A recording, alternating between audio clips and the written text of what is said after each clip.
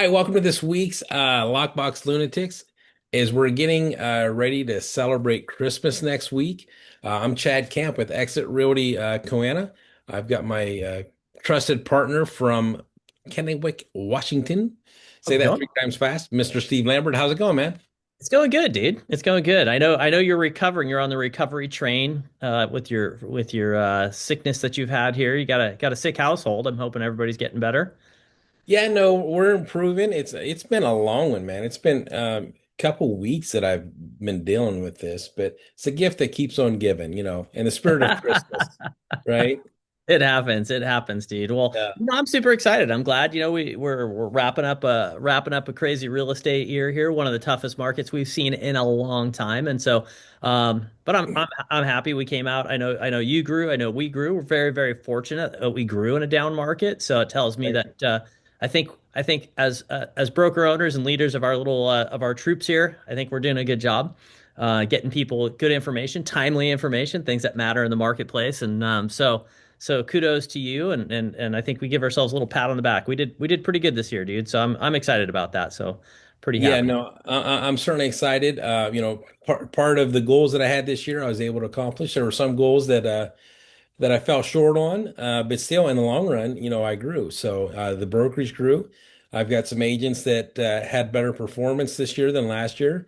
And it's, like you said, with this market that we saw this year, there's not a lot of agents that can say that they grew their business this year. So, yeah, Very true. Very you're and true. your team. I know you blew it out of the water this year, man. Great Yeah, job. we got some cool milestones. It was really cool. It's pretty neat to see everybody grow. 100% production. I'm super proud of that one. I think that's a tough one to get to, and we got there. It's exciting. I'm excited to see what this next year brings. I'm looking for a couple really good agents to bring on board. I've got a couple people that I'm kind of identified right now. I'm kind of bugging them a little bit, but not too much. Appropriate pressure. I don't want anybody to feel pressured. I want them to come over when they feel like it's the right move for them, and so I'm excited. We'll see if we can add a couple more names. I'm super excited we've been doing this podcast, actually. We've been super consistent with it. And, I want to see some more followers. So if you guys are out there, subscribe, watch it, man. Give us some feedback. But I think that we've had some really good guests on this year. We've had some great people that are actually really good real estate minds.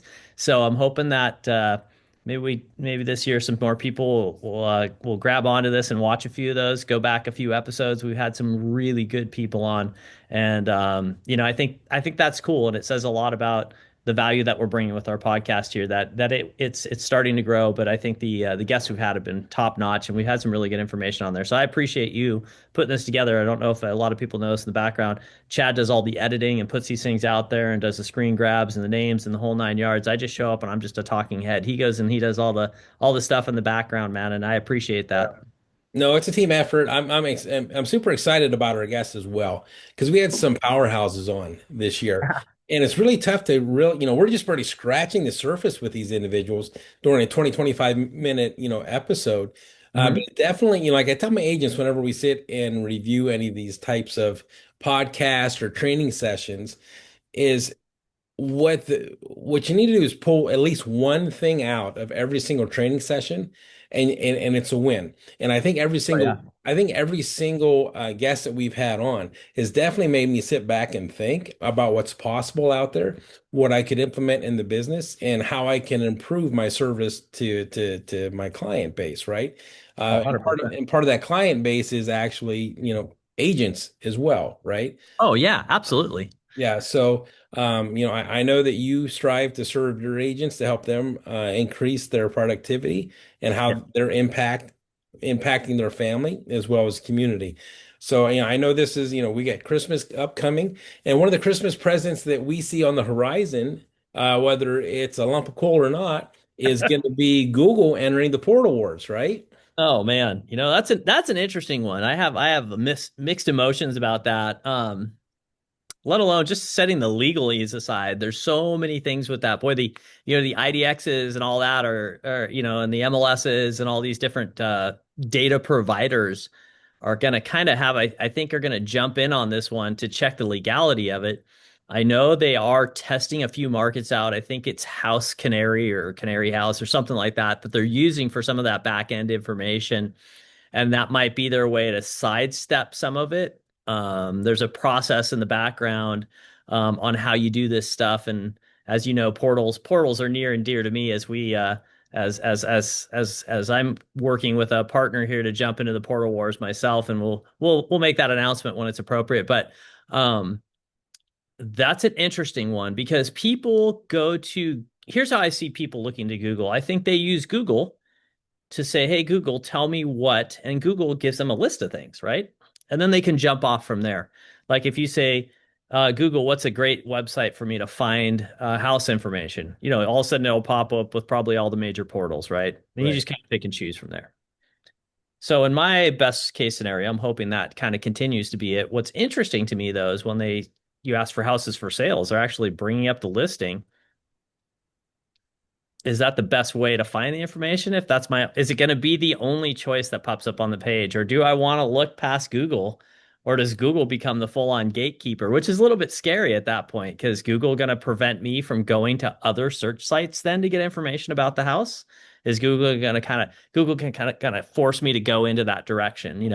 So I don't necessarily like that. And because we're already seeing a lot of consolidation in the real estate industry with mergers and acquisitions. Is this going to end up like big box store realestate.com, where you just go to one spot and that's your only choice? Because I don't think that's good either. So it's going to be interesting. Very interesting.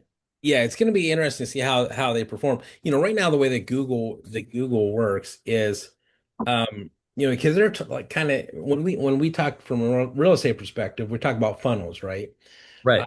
and so, Google right now, from what I can see, is going to be like a top of a funnel functionality, if you will. Yeah.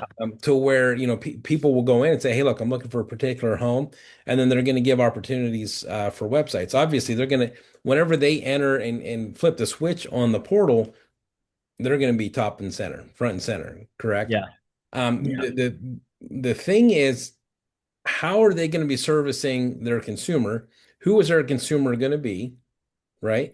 Now, if you look at Zillow, who's their consumer? Well, it's not the average buyer. It's the agents.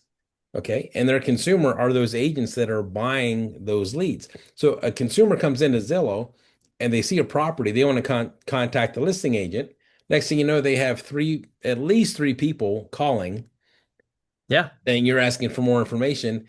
And nine times out of 10, one of those three is not going to be the listing agent, 100%. And that's right? confusing to people. It's very It confusing to is. people and off-putting at times, And right? we're seeing So, lawsuits. We're seeing lawsuits against Zillow along those same right? lines right Yeah, now. exactly. Yeah. Yeah. And so I think if there was a provider out there that wanted to enter into the portal wars, I think you need to identify, who the true consumer is, and service them. So, and I understand you've got two different consumers, right? You've got the real estate agent and you have the, Mr. and Mrs. Homebuyer.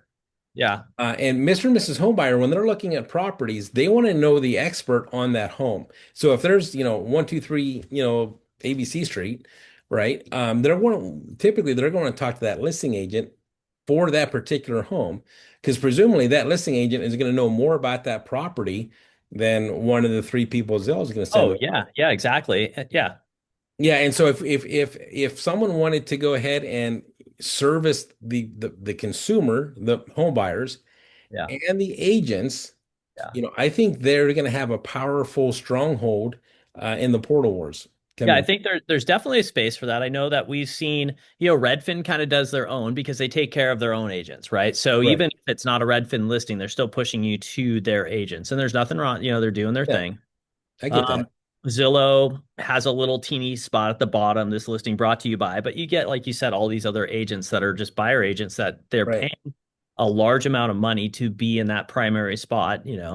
And then you've got, I will, tip a cap to homes.com for at least saying, hey, we're going to put you in touch with the listing agent and or you can choose these buyer agents. So they're at least trying. And I think that's why you've seen homes.com come from next to nothing to being Oh yeah. almost running neck and neck with Zillow now to they're getting Oh, closer well, because here in the valley, I'm getting way more exposure on my listings through homes.com than Zillow. right? And it's quite significant. It's a I bit, yeah. Yeah, I took a listing, let's see, probably 3 weeks ago, Mhm. and I've had about 1,850, give or take, views on Zillow. and close to 9,000 on homes.com. So Yep. anytime I look at and see where I'm getting my exposure, homes.com in the Phoenix metro area anyway Yeah. has been outperforming Zillow Well, significantly. we've seen that. We're seeing it here with our agents here that are like, Steve, I'm getting calls from people that said they saw me on homes, they saw it on homes.com. Yeah, Or they're connecting to me through homes.com. I will say homes.com is trying, and I love that you're talking about the two different sides of it because Zillow came in as a third-party marketing company. And they said, we don't do real estate. We have nothing to do with real estate. We're a marketing platform. Yet, if you ask most consumers, is Zillow a real estate company or a real estate oh yeah, platform? They'll say, yeah. And real estate, and Zillow will be the first one to tell you that they're not. Zillow will be the first one to tell you that, hey, we are a marketing company. Pure and simple. That's what we do. And it's funny because they've spent so many years with the a perception of being a real estate company and people have looked to them as the gold standard for evaluation on their home and what things right. should be. And yet Zillow's got disclaimers all over the place saying, "Hey man, we have an algorithm. We're best guessing." You know, How many times does an agent so have frustrating. a home seller say, "Hey, where's my home on Zillow?" Or, how come I just had one the other day? How come my Matterport is not showing up on Zillow? That's because Right. Zillow doesn't have a financial interest in Matterport, so it's not going to support that. Yeah, they got mad at him and they didn't renew the contract. They weren't able to Yeah, come to an agreement. They can't monetize it, so it's done. They don't yeah, care about what's best for you as a consumer, Mr. and Mrs. Home Seller or home buyer. What right. they, hopefully it will be interesting. We're saying Zillow a lot. Let's see if we get slapped on the wrist by, by the powers at YouTube or whatever. Oh, But yeah. I have a joke and some people like it, some people don't, but generally they Okay. do. We'll And throw it it's out there. and I say, hey, if you want to have a child grow up to be the biggest liar in the world, just name them Zillow. And that's so terrible. I shouldn't say that. I'm really picking on Zillow, but here's the thing. It's a little bit of bone of contention with Zillow because as agents, we've relied on them quite a bit. And I think that's been a misplaced trust to a certain extent, right? I remember when Zillow executives would meet with our local MLS and told us they will never own a brokerage or be a brokerage. And lo and behold, a few years later, they had some brokerage licenses in different places and they had a brokerage. And I'm like, come on, guys, you weren't being, and so here's the thing, their whole I appreciate the business perspective, what they're trying to do. And they're like, hey, we're a marketing company. We found a spot of great interest that the American consumer loves to poke around. And that's what's Yeah, my neighbor's house worth, right? What's the house down the street worth? Everybody's got that curiosity factor. And they tapped into that and they made it so you could do it at 1 in the morning in your pajamas with a cup of coffee, right? Easy peasy. So I applaud them for understanding yeah. and Kudos to them for that from a marketing perspective. Yeah, 100%. But what irritates me or frustrates me, I guess I should say, is probably a better word, is when you, like you said, when me or my brokers are meeting with a client, they say, well, Zillow says my house is worth this.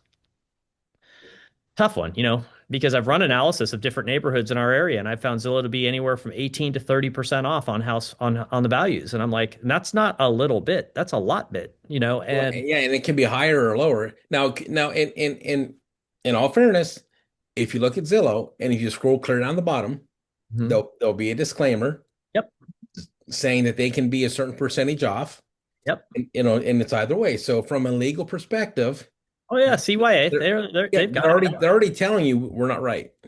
Do you They're remember already the telling you story that. of when the CEO of Zillow sold his house in Seattle and his estimate said his house was like worth 1.7 and his house sold for 1.1 and everybody went nuts screenshotting that value and shot it all over the web and then they immediately pulled his house off and then did a press release on about Zestimates and how they can be wrong and they're just guesstimations and they're just for conversational purposes. Please don't take it to the bank. Clearly, Right. because they were like 600 grand off on his house value. So, anyways, that was kind of like a foot and mouth kind of moment. And so, but like I said, kudos to them for taking advantage of it. They're just simply giving people the consumer what they want.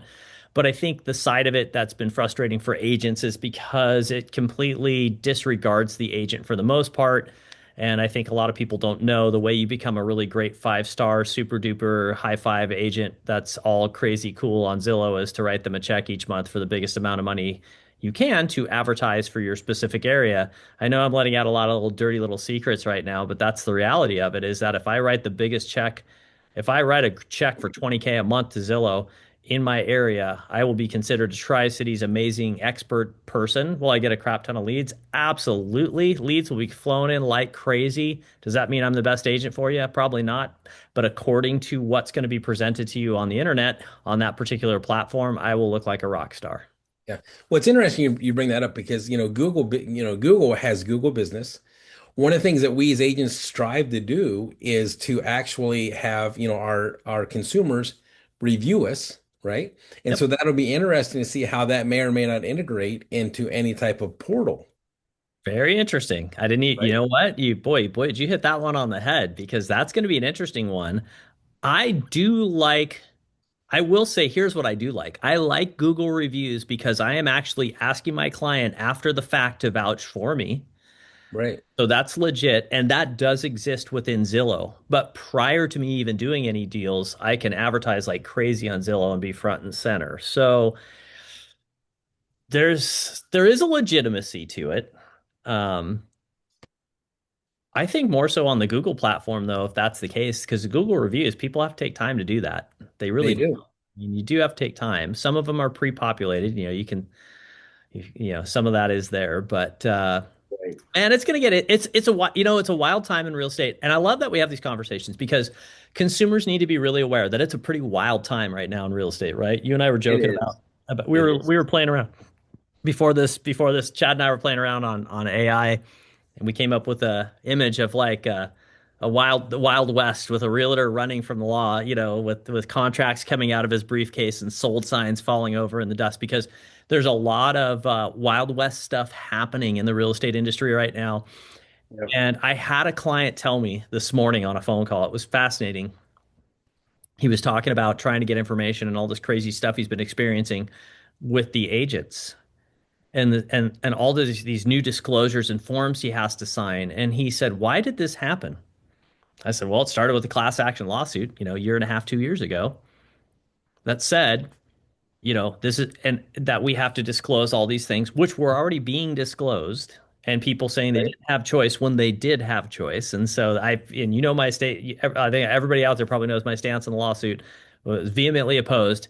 And it was done under the guise of being better for consumers, a consumer friendly lawsuit. And I'll tell you what, this client said to me, he said, "Why did they take a system that worked beautifully, that everybody understood for like what, the last 30 or 40 years and tear it to the pieces? And now it's a complete mess. People are more confused than ever. And I feel like agents don't necessarily always have my best interest." And I'm like, well, because a lot of the guardrails that were in place are now gone. And you're always going to have some bad actors in every industry. And there's agents out there taking advantage of some of these things. And there's agents that aren't playing by the rules and they're not following what they're supposed to be doing.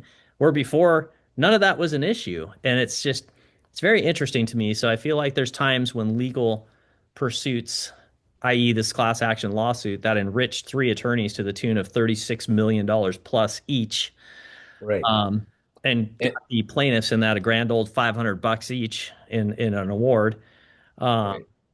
did more harm than good, right? And so Well, it's and not to mention one of the plaintiffs, from my understanding, has gone out and entered the real estate.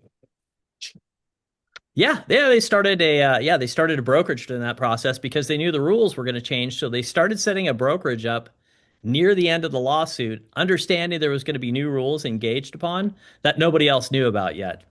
Right.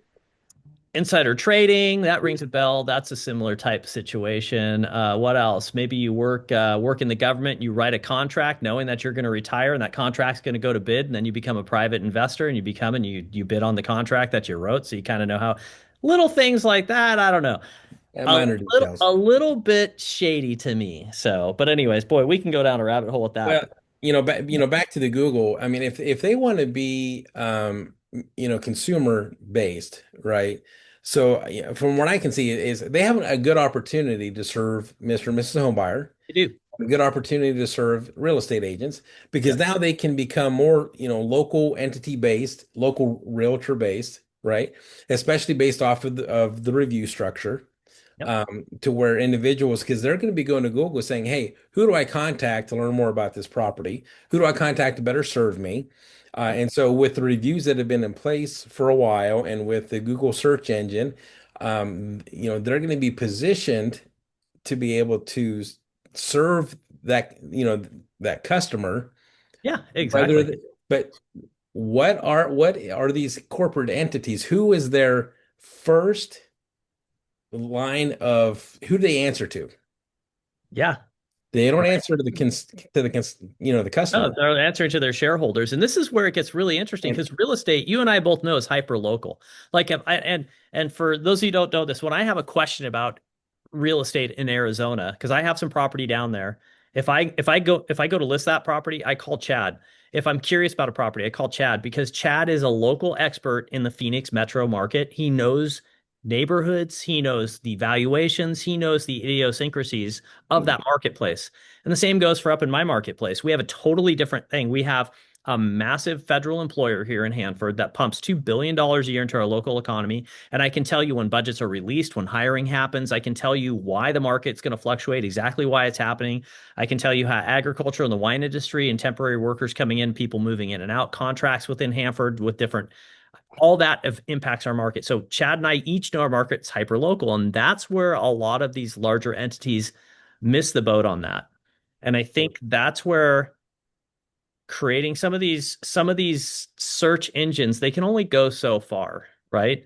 And it right. still becomes hyper local. So you're right, Google does have an opportunity because of those reviews to be able to get you somebody that truly is being seen by their clients as an expert in that area, which does create some hyper locality to it, I guess, anyways. But it's an interesting time though. It's a very interesting It time. is, and I don't think Google, just due to the fact that they have to answer to their shareholders, I don't Yeah. think they're going to be the utopian portal Yeah. that they could Yeah.